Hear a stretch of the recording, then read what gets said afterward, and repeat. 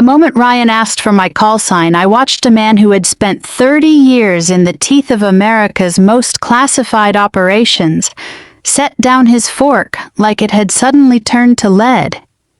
He didn't ask twice. He didn't need to. My brother-in-law kept smiling that easy, superior smile of his, the one he'd worn all through dinner, completely unaware that he'd just walked into a room he didn't understand. I said one word, and the temperature at that table dropped 10 degrees. I hadn't planned on any of it happening that night. I'd shown up to my in-laws' house in a plain cotton sweater and jeans, carrying a bottle of Pinot Noir, and the kind of tired that comes from 3 back-to-back watch rotations, hoping for nothing more than a quiet meal and an early night. My husband David had warned me his brother would be there. He always said it the same way, half apology, half bracing himself. Ryan Foster had a gift for making every room about Ryan Foster, and family dinners were his favorite stage. He was already holding court when we walked in, a glass of bourbon in one hand, recounting some story about a training exercise off the coast of Virginia, like he'd personally turned the tide of a war.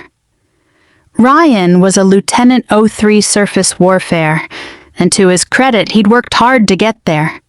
But somewhere along the way, hard work had curdled into something else, a hunger to be seen as the family's real success story, the one who'd traded a soft civilian life for something dangerous and honorable.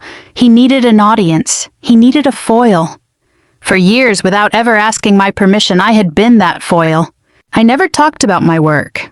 Not because I was being coy, and not because I enjoyed the mystery, though I'll admit there were nights I found the silence almost restful. I simply couldn't. 14 years and most of what I'd done didn't belong to me to tell. It belonged to the men and women who'd trusted me with their lives, in rooms with no windows on ships that didn't officially exist in certain waters on certain nights. So when people asked, I gave them the truthful, unsatisfying answer. Administrative work, some logistics, nothing exciting. It cost me nothing to let them believe it. Or so I thought. Dinner started the way it always did, with Ryan's mother fussing over the roast, and his father pouring wine like he was rationing gold, and Ryan working the table like it was a promotion board. He'd made captain of his own narrative a long time ago. Tonight's material was a joint exercise he'd just returned from, and he told it well. I'll give him that. The tension, the coordination the moment his ship held formation through weather that would have turned most stomachs inside out.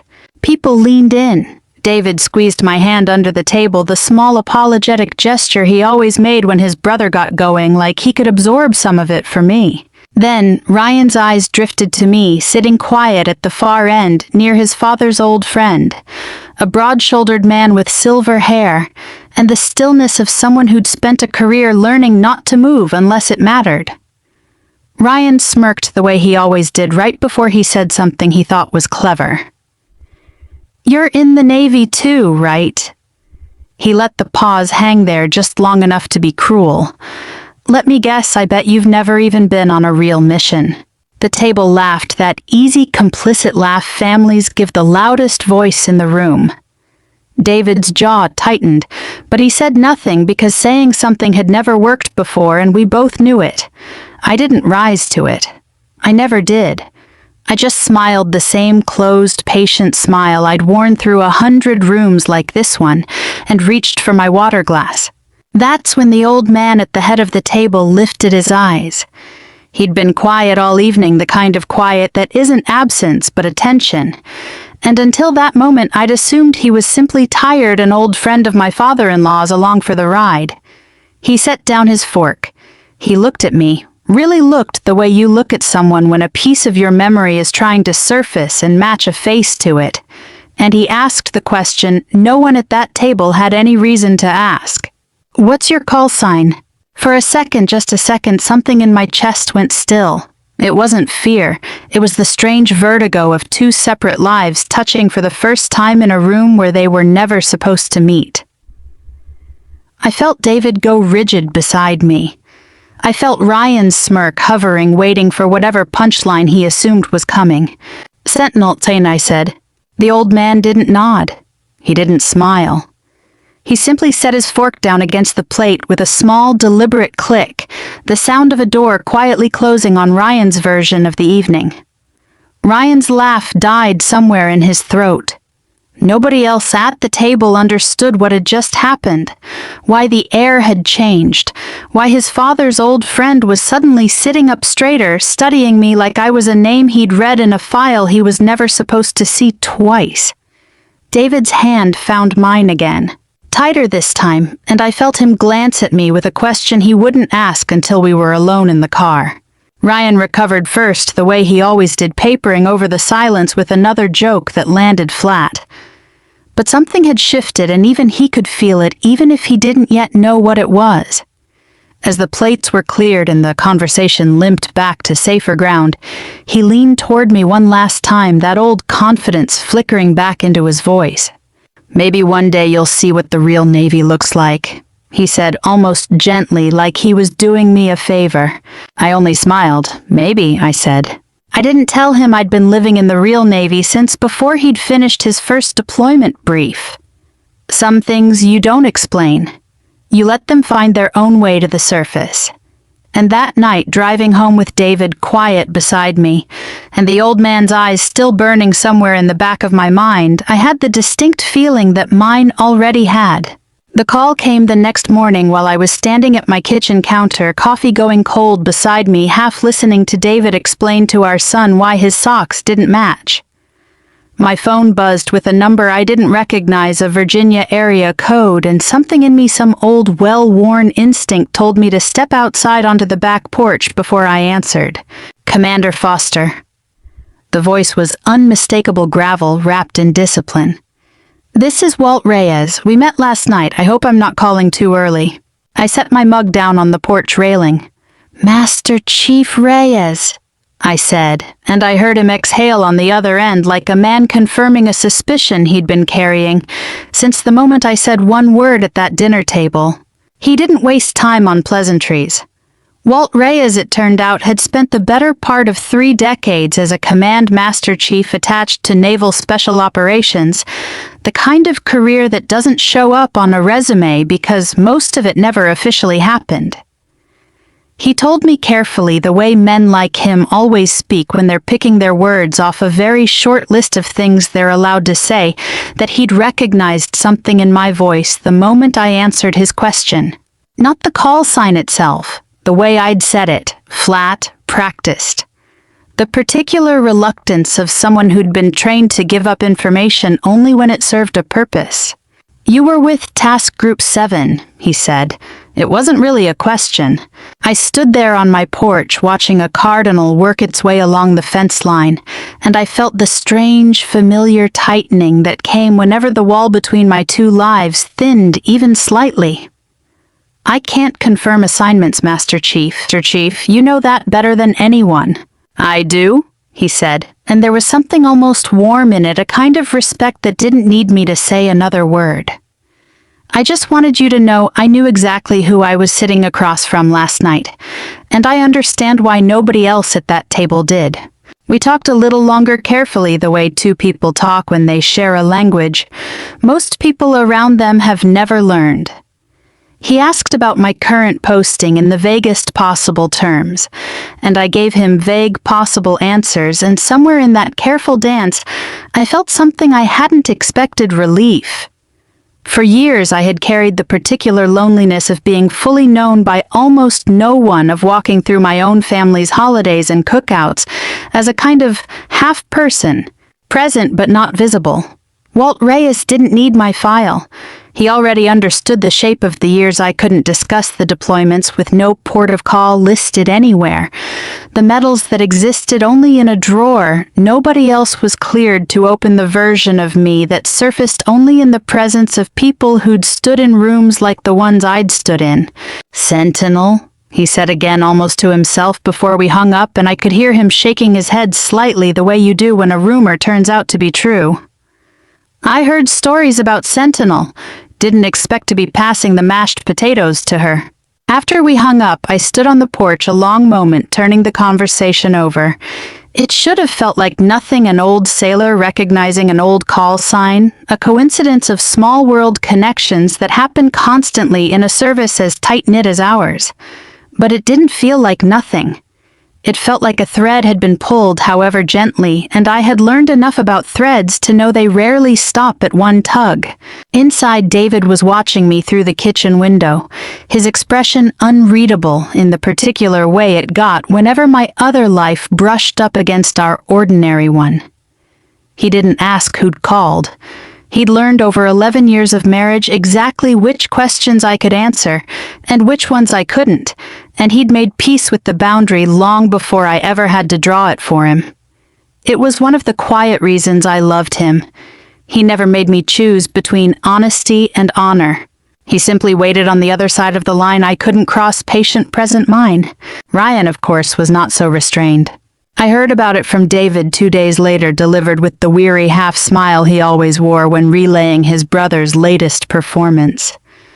Ryan had been telling the story of Saturday's dinner all over town, to his buddies at the base, to his fiancé's parents, even apparently to a stranger at the gym, recasting the moment with Reyes as some minor curiosity rather than the small earthquake it had actually been.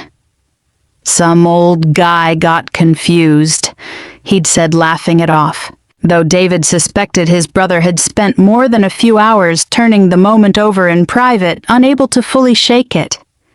Ryan didn't like mysteries he wasn't the center of.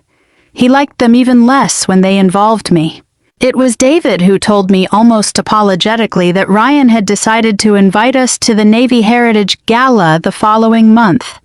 A formal affair, dress whites admirals and their spouses, the kind of event where careers were quietly measured against one another over champagne.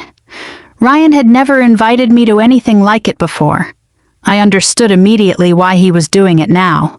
"He wants people to see the difference," David said, carefully watching my face for a reaction I didn't give him. "Between his life and yours, he wants to prove something."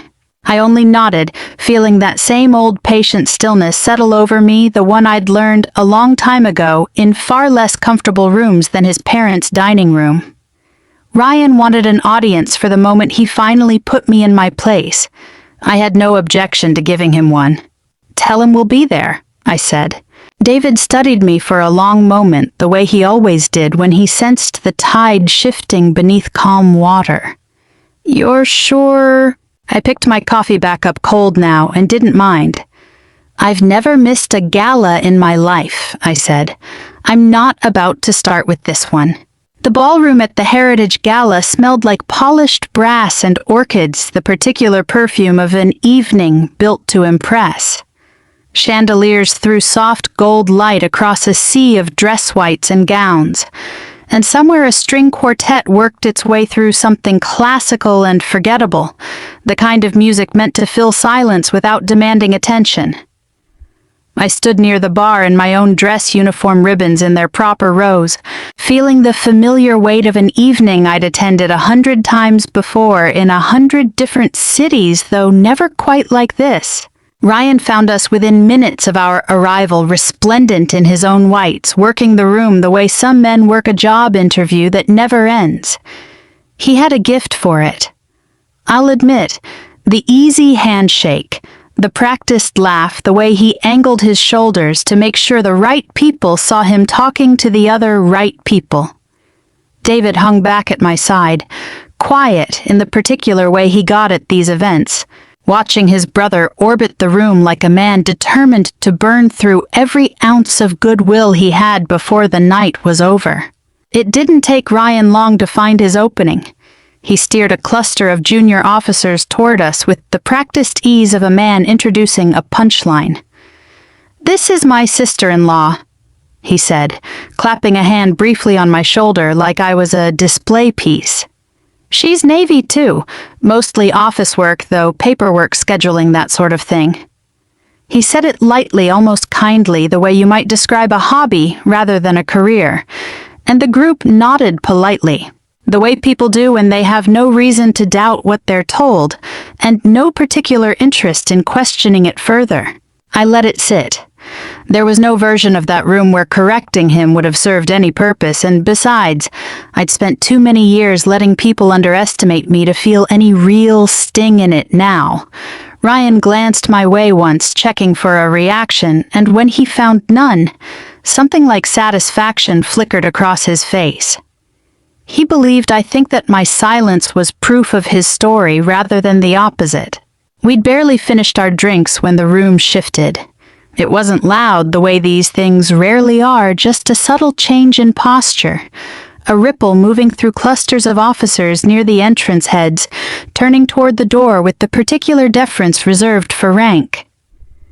A rear admiral had arrived, silver-haired, broad, through the shoulders, the kind of presence that didn't need to raise its voice to command a room.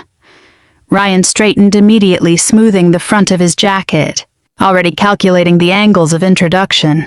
The admiral's eyes swept the room once, the practiced scan of a man cataloging who mattered where, and then they stopped. On me. I felt David go still beside me. Ryan, mid-sentence with one of the junior officers, faltered as the admiral began walking not toward the cluster of senior staff gathering near the stage, not toward the base commander waiting with an outstretched hand, but directly toward us, cutting a clean line through the crowd like the rest of the room had simply ceased to exist. Commander Foster. His hand was already extended before he reached me, and I took it, feeling the eyes of the entire circle around us swing in our direction like a compass finding north. His grip was firm, familiar, the handshake of a man who'd shared far more with me than a ballroom floor. Good to see Sentinel again. The name landed in that room like a dropped glass. I felt it ripple outward, in real time, the junior officers exchanging glances. Someone near the bar turning fully around, and Ryan still holding his own drink halfway to his mouth, freezing entirely. The practiced ease draining out of his posture like water through a cracked glass. "Admiral," I said, keeping my voice even the tone I'd used in 100 briefings where showing surprise was its own kind of failure. "It's good to see you, too." He held my hand a beat longer than protocol required, studying my face with something between warmth and quiet reverence. "I heard you'd transferred stateside. Didn't expect to run into you at a gala of all places." He glanced briefly at Ryan, at David, taking in the family resemblance without needing an introduction, and something in his expression suggested he understood far more about the dynamic in front of him than anyone had told him. "You're in good company tonight, I hope." "I am," I said, and left it there. He didn't linger long. Men at his level rarely could pull always toward the next obligation, the next hand to shake. But before he moved on, he turned back to me one more time. His voice pitched just low enough to feel private, and just loud enough to be heard by everyone still watching. "The Navy doesn't forget what you did out there, Commander. Neither do I." Then he was gone, swallowed back into the current of the room, leaving behind a silence that felt louder than the quartet still playing somewhere in the background. I turned my attention back to my drink, unbothered, while around me the temperature of the evening quietly, irrevocably changed. Ryan hadn't moved. He stood there with his glass forgotten in his hand, staring at the space where the Admiral had been, then at me, then back again, like a man trying to reconcile two versions of a story that could no longer both be true. The junior officers he'd been so eager to impress a moment earlier were now looking at me with an entirely different kind of attention. Not polite indifference, but genuine, unguarded curiosity. "Sentinel," one of them said quietly, almost to himself, testing the word like he was trying to remember where he'd heard it. "Wait, that Sentinel." I didn't answer. I didn't need to. Across the circle, I watched something in Ryan's face begin for the first time in longer than I could remember to crack. The days after the gala had a strange texture to them, like weather that hadn't decided what it wanted to be. Ryan didn't call. He didn't bring it up at the next family dinner either, though I caught him watching me across the table more than once, his eyes narrowed in the particular way of a man doing math he didn't like the answer to. David noticed it too. He mentioned almost in passing that his brother had gone quiet, in a way that wasn't like him at all. Ryan, who filled every silence with a story, suddenly choosing his words like a man picking his way across ice. It didn't last. I should have known better than to think a moment of humility would hold. Ryan wasn't built for uncertainty. He was built for control, for being the loudest, most decorated voice in any room he walked into, and the gala had knocked something loose in him that he couldn't simply let settle. A week later,